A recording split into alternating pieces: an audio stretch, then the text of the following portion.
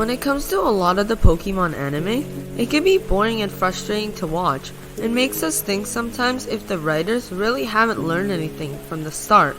But some of the Pokemon anime can just be fabulous. There are many different elements of why these series are so good. I do videos on how I would make certain Pokemon anime series, but I thought it would be easier to just label what makes a good Pokemon anime.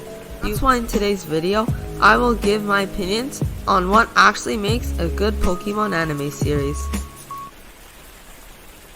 The first thing that would be needed in a good Pokemon anime series is to have good pacing. Pacing is one of the most important aspects that makes a Pokemon series good or not.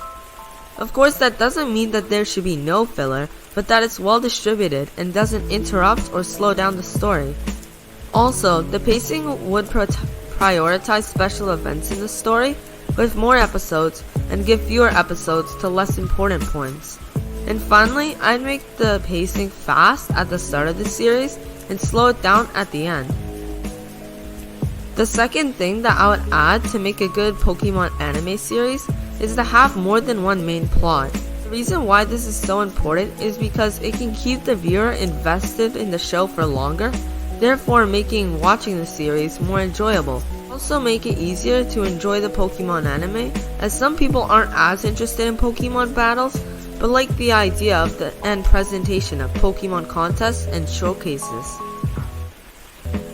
The third element that I would add to this good Pokemon anime would be to have a good amount of character development, but not too much. As seen in Pokemon XY and XYZ, there was a good amount of character development so that the plot and character intentions were clear. But the reason why I said not too much development is because if you have too much character development, it'll change the whole purpose of the Pokemon anime. Because when there's the character development in the Pokemon anime, it's kinda like pushing the boundaries for the series. The final element that I would add to this list is to have a good amount of continuity and bringing old characters back for larger and different roles.